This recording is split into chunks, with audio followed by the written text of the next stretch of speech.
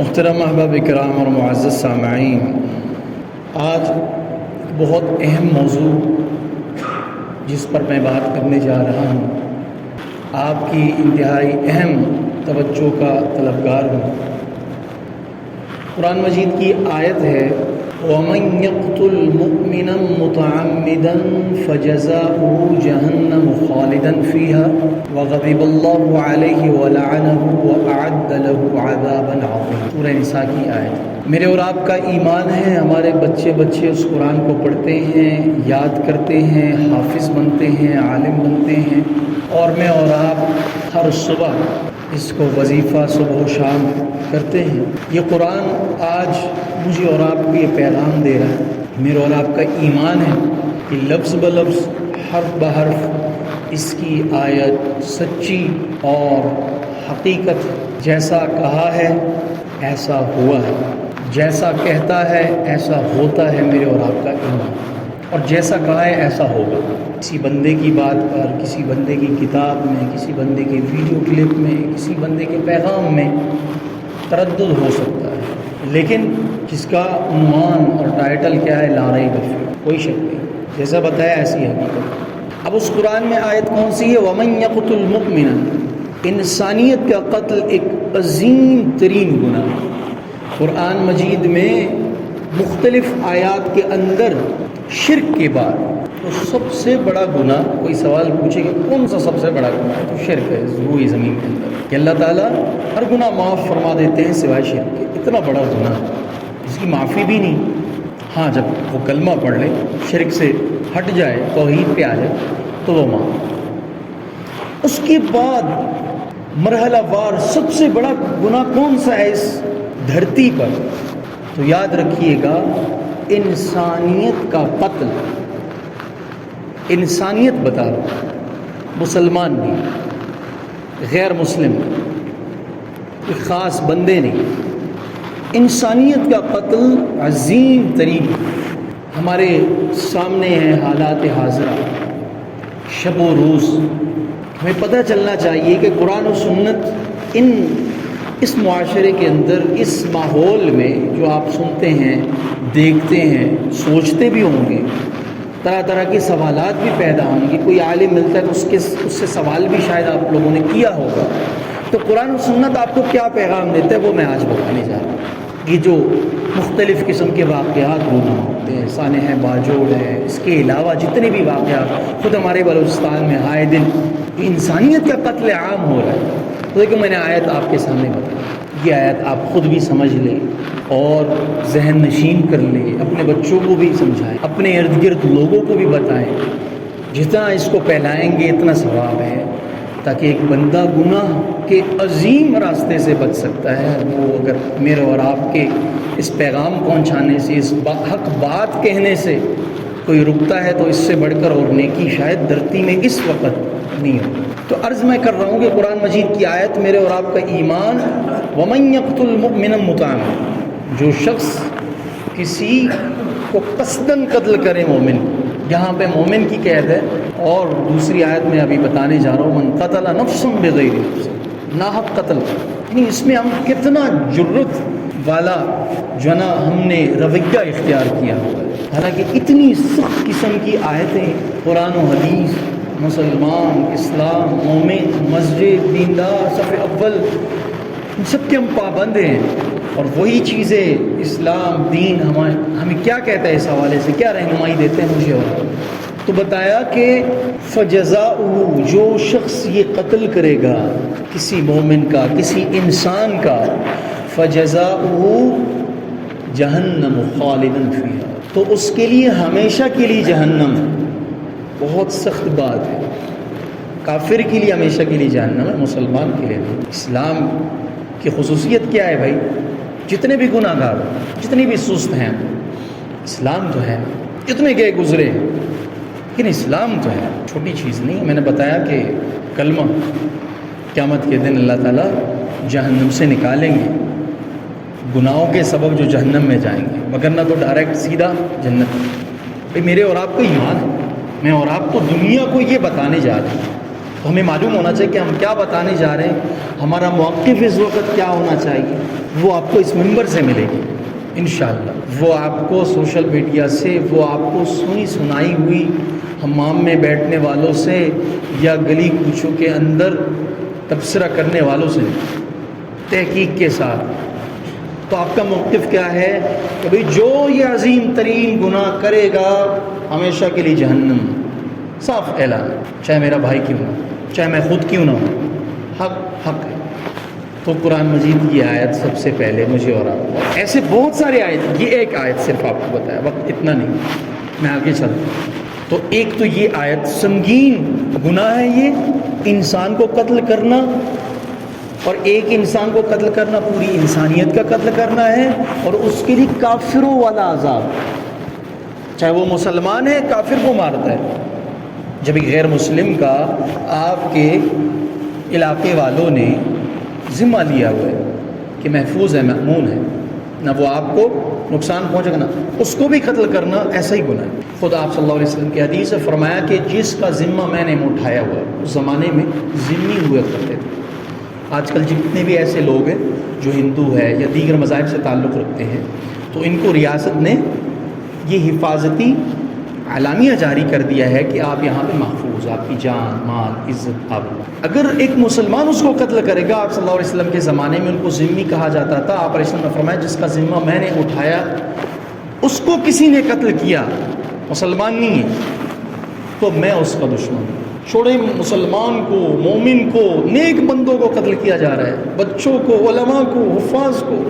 غیر مسلم کے بارے میں کیا بتایا آپ علیہ السلام نے؟ میں اس کا دشمن ہوں، اور جو میرا دشمن ہوگا میں اسے شکست دوں گا۔ یہ حدیث ہے، میرے اور آپ کا ایمان ہے۔ پہاڑ اپنی جگہ سل سکتے ہیں، حدیث کے الفاظ میں، حروف میں شک گنجائش نہیں۔ تو یہ پہلی آیت ہے۔ دوسری آیت اللہ تعالیٰ نے سورۃ المائدہ میں فرمایا من قتل نفسا بغیر نفس فکأنما قتل الناس جميعا ومن احیاها فکأنما احیا الناس جميعا۔ آیت کے اندر اور فساد فی الارض بھی ہے، جس نے قتل کیا یا اسی طرح فساد پھیلایا زمین میں۔ تو اس کے بارے میں قرآنی آیت انسانیت کو قتل کرنے کے بارے میں ہمیں کیا بتاتی ہے کہ کوئی بھی نفس، میں نے بتایا مسلمان کا قید نہیں ہے، کوئی بھی کسی بھی جاندار کو آپ نے مارا ناحق طور پر، گویا کہ اس نے ساری انسانیت کا قتل کیا۔ اور کسی انسان کو اگر اس نے بچایا، کنویں میں گر رہا تھا، ٹنکی میں پانی زیر آب آ رہا تھا، کسی بھی طریقے سے اس نے ایک انسان کو بچایا، تو گویا کہ پوری انسانیت کو بچایا۔ یہ قرآن کہہ رہا ہے، عام بندے کی بات نہیں، پوری انسانیت کو اس نے بچایا۔ اور حقیقت ایسے ہی کہ جب ایک بندہ دوسرے کو قتل کرتا ہے، کیسے پوری انسانیت کا قتل ہو جاتا ہے، لازماً وہ اس کے بدلے میں اس کو قتل کرے گا۔ ایسی لڑائیاں آپ نے دیکھی ہوں گی، سنی ہوں گی اپنے بڑوں سے، کہ سالہ سال چلتی ہیں، ہزار اس طرف سے گئے، ہزار اس طرف سے گئے، نسل چل رہی ہے نا، جب تک فیصلہ نہ ہو۔ قرآن مجید نے بتایا فَأَصْلِحُوا بَيْنَهُمَا، قرآن مجید تک کہ بعد تک جب ہم نہیں آئیں گے اس وقت تک یہ سلسلہ چلتا رہے گا، اور یہی بتایا کہ پوری انسانیت کا قتل ہے۔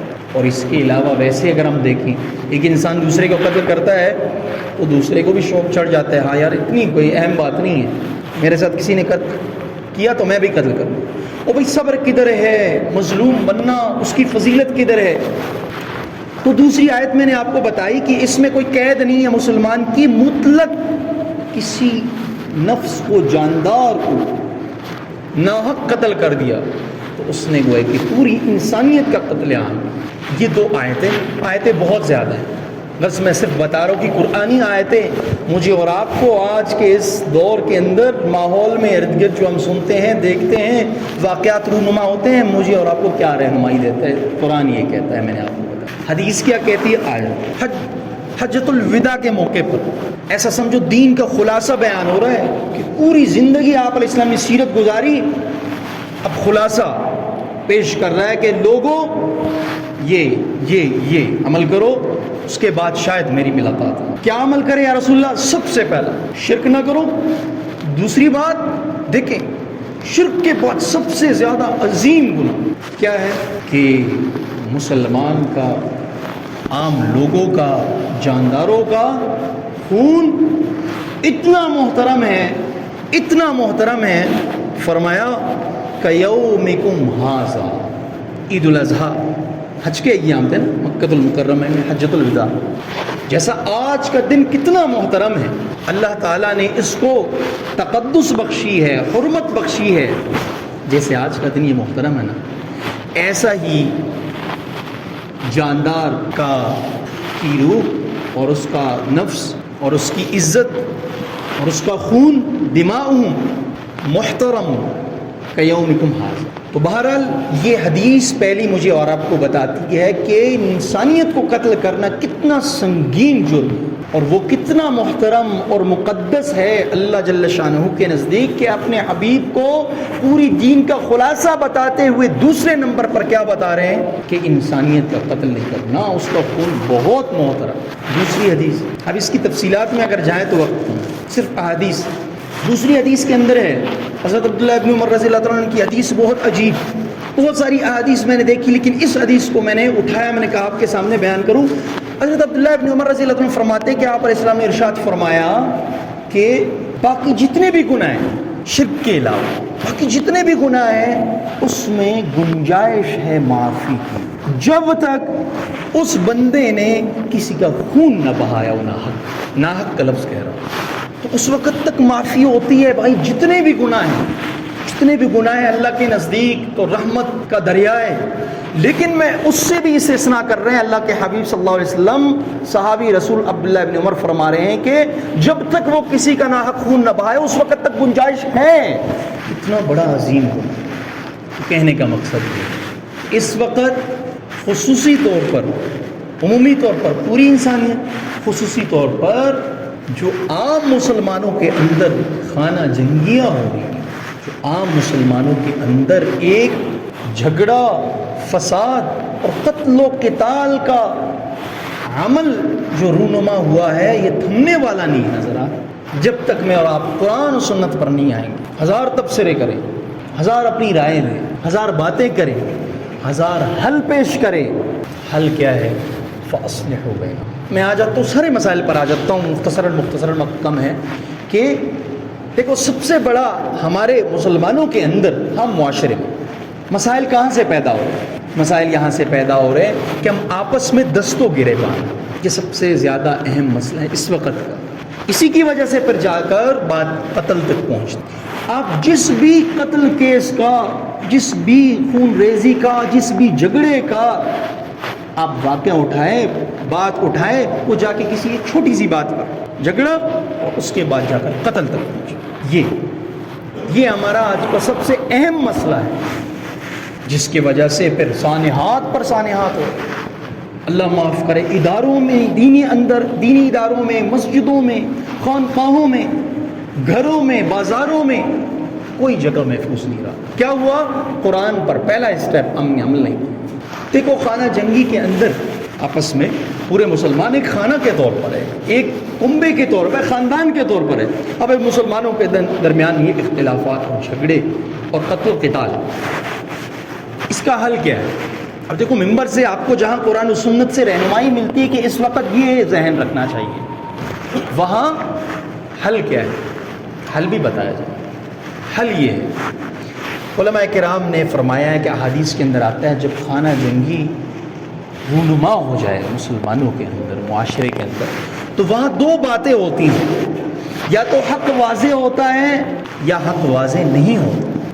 حق واضح ہوتا ہے کہ بھئی یہ جو دو فریق لڑ رہے ہیں، دو قومیں لڑ رہے ہیں، دو قبیلے والے لڑ رہے ہیں، ایک حق پہ ہے اور ایک ناحق ہے، اس کی غلطی ہے، تو اس وقت قرآن مجید کا صاف اعلان ہے فَأَصْلِحُوا بَيْنَهُمْ وَإِن طَائِفَتَانِ مِنَ الْمُؤْمِنِينَ اقْتَتَلُوا، اس طرح کی آیت ہے فَأَصْلِحُوا بَيْنَهُمْ، اور اس کا مفہوم میں آپ کے سامنے بیان کر رہا ہوں کہ جب دو طائفیں، دو فریق، دو قبیلے، دو قومیں آپس میں لڑ پڑے، اگرچہ ایک ہی قبیلے کے اندر دو فریق ہو جائے، دو فریق بہرحال ہو جائے، اس میں آپ نے دیکھنا ہے کہ بہت اہم بات ہے آج کے عصر حاضر کے حوالے سے معاشرے کے اندر جو نبتی صورتحال ہے، مسائل کا ایک انبار ہے جو ختم نہیں ہوتا، اس میں آپ نے دیکھنا ہے کہ حق کون سا ہے، تحقیق کرنا ہے۔ اندھا دھندی کسی نے مجھے بتا دیا، ہوا میں اڑتی ہوئی خبر آ گئی، ہاں بھائی ایسا ہی، تحقیق کریں۔ اذا جاءکم بنبأ فتبینوا، معاملے کو اصل میں ہم معاملے کو تحقیق بھی نہیں کرتے. سارے مسائل اسی وجہ سے بھی, بہت سارے مسائل ہمارے خود دیکھو, میں یہی سمجھتا ہوں اس وقت ہمارے مسائل کے اندر 95% ہمارے اپنے غلطیوں کا ہاتھ, 5% اتفاقات کو. جیسے کہ ایکسیڈنٹس میں اکثر میں یہی کہا کرتا ہوں, حادثات جو ہوتے سڑکوں پر, اس میں 95% ہماری اپنی کوتاہیاں, تیز چلا دیا, ایک دوسرے سے مقابلہ ہو گیا, غلطی کی, پہلے سے چیکنگ نہیں کی بریک وغیرہ کا, حادثہ ہو گیا, یا غلطی سے سڑک پار کر دیا. 5% ایسا ہے ٹائر بسٹ ہو گیا, 5% ایسا ہے کہ مشین اچانک جام ہو گیا, بریک فیل, اچانک کوئی آ گیا سامنے. 95% ہماری اپنی غلطیاں. ایسی معاشرے کے مسائل کے اندر بھی یہی صورتحال ہے بھائی. مسلمانوں کے اندر اس وقت جو مسائل ہیں, اور ان میں سے ایک مسئلہ میں نے آپ کے سامنے عرض کیا ہے قتل عام کا, وہ اس میں 95% میرے اور آپ کی غلطیاں ہیں. بھائی میرے اور آپ کے مسلمان ہی لڑ رہے ہیں, کوئی فرشتہ آ کے حل نہیں کرے گا. میں نے اور آپ نے حل کرنا ہے اپنے معاشرے, اپنے خاندان, اپنے اسکیم, اپنی برادری, اپنے علاقے کے مسائل. میں بھی چھوڑ دوں, آپ بھی چھوڑ دیں تو لڑ پڑیں گے, ایسی انسانیت کا قتل ہو جائے گا. کیا مجھے اور آپ کو اللہ تعالیٰ کی عدالت میں پوچھ نہیں ہوگی, سوال نہیں ہوگا کہ میرے اور آپ کے ذہن میں جو حل آ رہا تھا, میں نے قرآن پڑھا ہوا تھا, آپ تعلیم یافتہ تھے, آپ سمجھدار تھے, باشعور تھے, کیوں حل نہیں کیا؟ دیکھو قرآن کہتا ہے حق واضح ہے, اصلاح کرو.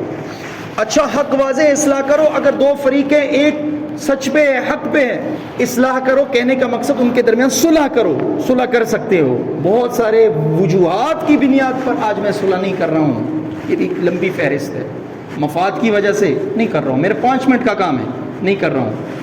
ایسے ہیں مسائل, ایسے ہی بہت سارے بڑے حضرات صلح نہیں کر رہے ہیں, مفادات. اللہ نہیں پوچھے گا. کتنی خانہ جنگیاں ہو رہے ہیں, نسل تباہ ہو رہی ہے قتل عام کی وجہ سے. وقت زیادہ ہو رہا ہے, معذرت 2-3 منٹ اور لے لوں گا, بات کو سمیٹ دوں گا. تو کیا ہے, مفادات ہے, یا میرا نام آ جائے, یا چند پیسے ملے, تب میں فیصلہ کروں. یہ ایک الگ موضوع ہے. کہنے کا مقصد یہ ہے کہ دو فریق حق واضح ہے تو ان کے درمیان صلح کرو. صلح نہیں ہوتا, حق واضح ہے کہ یہ حق پر ہے, جو ناحق ہے اس کے ساتھ لڑ پڑو. قرآن مجید کی صاف آیت ہے کہ بھائی حق پہ آ جاؤ, کہاں جا رہے ہو, یہ ہوتا ہے حق والے. یہاں اس اسٹیج تک ہمیں جانا ہے ان مسائل کو حل کرنے کے لیے. قربانیاں دینے کے بعد کیا ہوتی ہے, گلشن میں بہار, یہ نکلنا ہے. ہم تو بڑے تبصرے کرتے ہیں, بیٹھ کے لکھتے ہیں, باتیں کرتے ہیں, یہ ممبر پہ بیان کرتے ہیں. معاشرے کے اندر نکلنا ہے, مسائل حل کرنا ہے بھائی, حق کے لیے جان دینا ہے, تبھی ہمارے بھائی بچ سکتے ہیں. وگرنہ پھر یہی سلسلہ ہوتا جائے گا. اور کفر اشداء الکفار, کیا مضمون, رحماء بینہم, وہ کفار پہ صحابہ کرام کیا تھے, بڑے سخت گیر تھے, آپس میں بڑے شفیق تھے. ہم تو آپس میں لڑ رہے ہیں, دستوں کی ریبان ہے, ظاہر ہے وہ ہم پہ غالب آئے. دوسری بات, اگر حق واضح نہ ہو, حق واضح نہ ہو پھر کیا کرنا چاہیے. آج یہ صورتحال ہے بھائی, اس پر مجھے کافی بات کرنی تھی, وقت مختصر, میں اسی پر بات ختم کر دوں گا. ان باتوں پر کیا پیغام ملے گا, میں اس اہم بات پر. اگر حق واضح نہ ہو, اور آج یہی صورتحال ہے, آپ سب سمجھتے ہیں بھائی حق واضح نہیں ہے, سمجھ میں نہیں آ رہا کون حق پہ ہے کون ناحق پہ ہے. اب کیا کرنا ہے, شریعت کا کیا حکم ہے مولوی صاحب؟ جواب یہ ہے الگ تلگ رہو. کیا جواب ہے بھائی؟ الگ تلگ رہو. کسی ایک کا ساتھ دیا, آپ بھی انہی میں شامل ہو جو ناحق تھے. معلوم نہیں ہے نا, تحقیق بھی کیا پھر بھی معلوم نہیں ہوتا, ذرائع نہیں ہے, اسباب نہیں ہے, وہاں تک پہنچ نہیں ہے. اب اگر دو فریق ایسے ہیں کہ وہاں پہ حق واضح نہیں ہے, تو وہاں پہ کسی کا ساتھ نہ دو. ہم اندھا دھند ساتھ دیتے ہیں, یہ بہت بڑی غلطی کرتے ہیں. ہاں ٹھیک ہے, یہ صحیح لوگ ہیں, ساتھ دو. بہت بڑی غلطی, سنگین جرم کر رہے ہیں, وہاں قتل ہو رہا ہے, اپنا حصہ ڈال رہے ہیں. ایک مولوی صاحب تھے, انہوں نے مجھے بتا دیا کہ ہم ایک قوم سے تعلق رکھتے تھے, اور اس قوم کے اندر اس طرح کے تنازعات ہوتے تھے. تو مجھے بھی ان قوم والوں نے بتا دیا کہ مولوی صاحب آپ بھی ہمارے ساتھ ہو جائے, اور اس طرح کے مالی تعاون کرے. جب ہمیں لڑائی کی اور ہتھیار کی اور اسلحہ جات کی اور دیگر چیزوں کی, وسائل کی ضرورت ہوگی, تو مل کے جو ہے نا اس قوم کا مقابلہ کریں گے. مولوی صاحب نے کہا کہ بھائی میں قرآن و سنت کو مانتا ہوں, میں اس چیز میں اپنا حصہ نہیں ڈالتا جو جاہلیت کا عمل ہے, جو ایک دوسرے کے درمیان لڑائی, دست و گریبان, ایک دوسرے کا اپنے ماتھے پر قتل کا داغ لے کے چاہتا ہے. ان چیزوں میں ہاتھ نہیں ڈالتا. کہتا ہے کہ ان سارے قوم والوں نے مجھ سے کنارہ کشی اختیار کی. مولوی صاحب کل آپ کا مسئلہ ہوگا, ہم جنگ نہیں کریں گے. کہتے میں خود نہیں جنگ کروں گا, لڑائی نہیں کروں گا, نہ میرے بچے کریں گے. کہتے آج تک وہ قوم والے مجھ سے الگ ہے. کہنے کا مقصد ہے مجھے اور آپ کو حق کے لیے ایسے ہی کرنا ہے, یہ قربانی دینی ہے, چاہے ساری قوم ناراض ہو جائے. کل کے دن یہی قوم اسی فیصلے پر آئے گی. آج سب نے دیکھا ہے پوری دنیا نے کہ سارے مسائل حل کب ہوں گے؟ بات ٹیبل ٹاک پہ آئے گی، بات صلح پہ آئے گی، خیر پہ آئے گی، جرگے پہ آئے گی. تو میں عرض کر رہا تھا کہ حق واضح نہ ہو. صحابہ کرام کا بھی طرز عمل یہی تھا کہ وہ الگ تلگ رہے، کسی ایک کا ساتھ نہیں دیا. بس خلاصہ ان باتوں کا، باتیں اور بھی تھی. 3 چیزیں.